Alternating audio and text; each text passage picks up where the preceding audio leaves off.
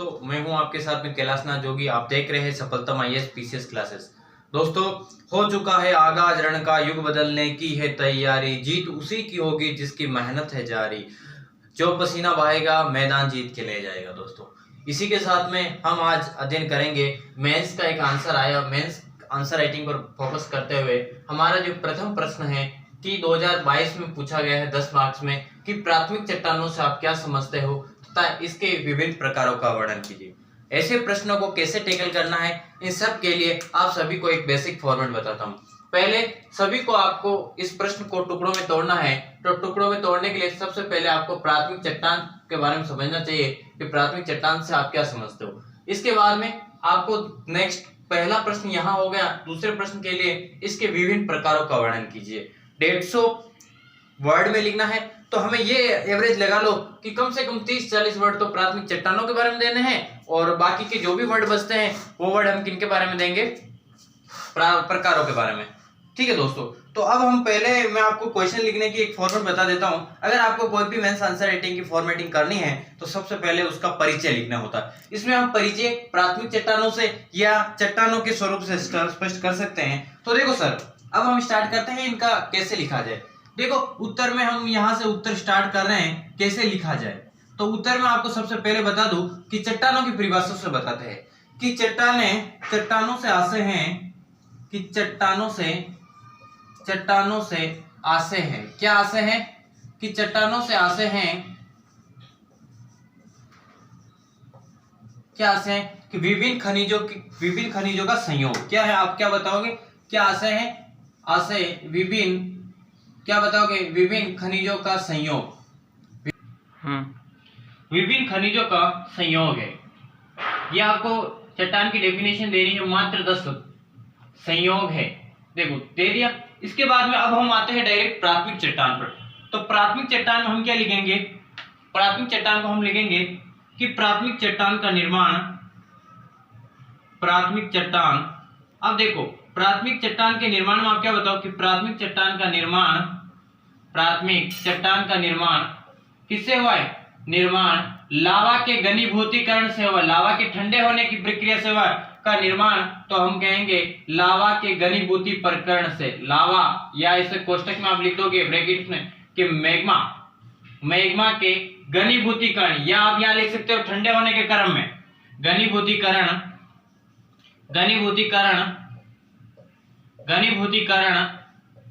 प्रक्रिया से हुआ है। घनीभूतीकरण प्रक्रिया से हुआ है। इसे अब ये लिख दिया यहां तक। अब हम इसे क्या कहेंगे? इसे आग्नेय क्यों? अग्नि मतलब लावा या मैग्मा का तापमान बहुत अधिक होता है, तो हम क्या कहेंगे? इसे आग्नेय के बाद हम क्या लिखेंगे? या जनक चट्टान भी कहते हैं, जनक चट्टान भी कहते हैं। जनक चट्टान भी क्या कहते हैं? जनक चट्टान भी कहते हैं। ठीक है दोस्तों, यहां तक हो गया क्वेश्चन। अब क्वेश्चन की रिकमेंडेशन समझनी है हमें कि यहां तक हो गया। लगभग आप गिनोगे तो 20-25 वर्ड हो गए। अब आपको देना है एक डायग्राम। देखो दोस्तों, पहले परिभाषा लिख लो, उसके बाद में डायग्राम देंगे। तो डायग्राम देने के लिए आपको पता है कि ये अपना क्या है? भूपृष्ठ। इस भूपृष्ठ, ये क्या अपना भूपृष्ठ है? इस भूपृष्ठ पर कोई दरार या भ्रंश है, और आपको पता है कि अंदर ये दुर्बलता मंडल है जहां पर क्या है? मैग्मा भरा हुआ है। यदि मैग्मा ये दरार के माध्यम से बाहर आएगा और यहां पर ये जमेगा, यहां पर इसका फैलाव होगा, और इसके ठंडे होने से जो चट्टान निर्मित होगी उसको हम क्या कहेंगे? कौन सी चट्टान कहेंगे? उसको कहेंगे आग्नेय चट्टान या प्राथमिक चट्टान। और इसे आग्नेय या प्राथमिक चट्टान क्यों कह रहे हैं? क्योंकि ये क्या है? सबसे पहले भूपृष्ठ पर निर्मित होने वाली चट्टान है, इसीलिए इसे आग्नेय या प्राथमिक चट्टान कह रहे हैं। तो दोस्तों, अब यहां पर आप देख सकते हो कि लावा का घनीभूतीकरण या लावा का उद्गार, आप देख सकते हो कि यहां लिखोगे लावा का उद्गार के बाद में आप लिखोगे, इसमें लिख दोगे मैग्मा प्रकोष्ठ, जहां से मैग्मा चेंबर, ये चीज आपको लिखनी है दोस्तों। इतना लिख लिया। अब यहां से लिख देंगे लावा के घनीभूतीकरण से निर्मित चट्टान, लाभ। इसमें जैसे ही आप चित्र का निर्माण करोगे और ये चित्र का निर्माण करने से आपको आधा नंबर ज्यादा मिलेगा या 1 नंबर की संभावना लेती है पूरा।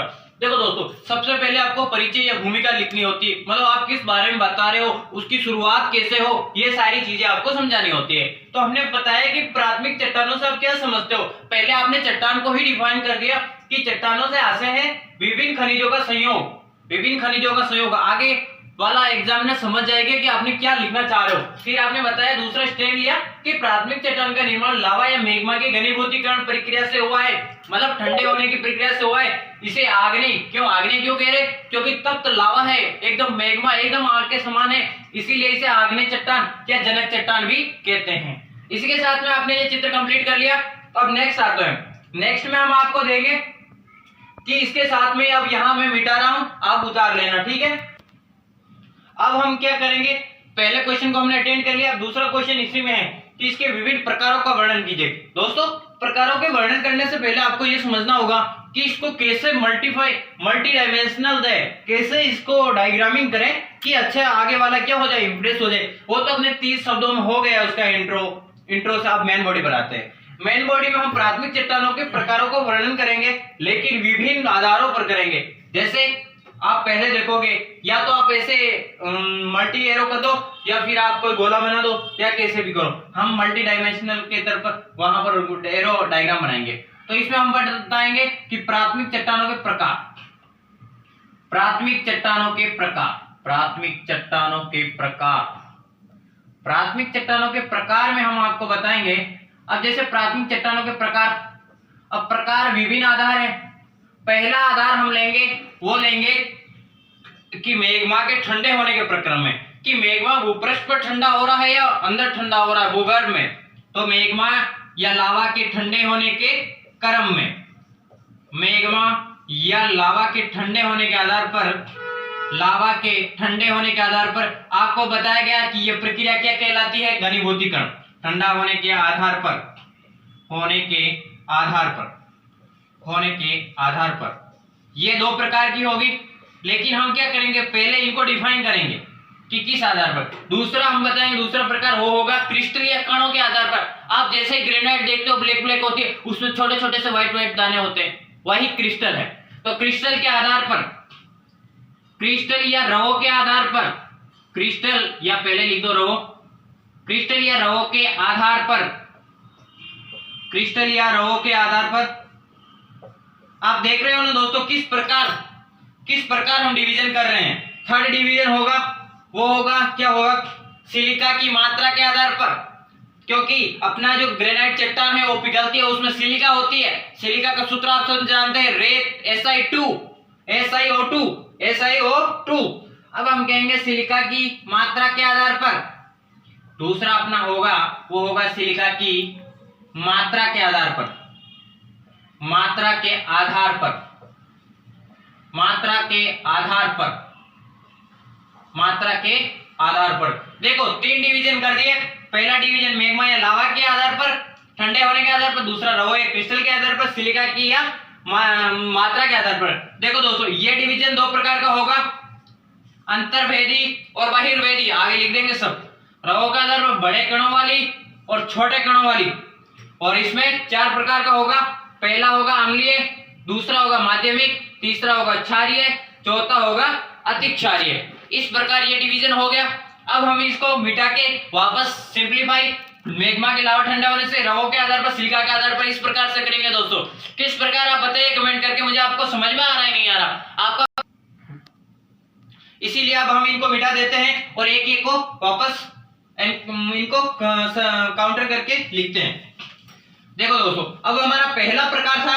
अब आपको देखो ये लिख दिया मेन बॉडी। अब उससे भी अगर सब हेडिंग है अपनी वो होगी, वो हम कैसे देंगे, पहले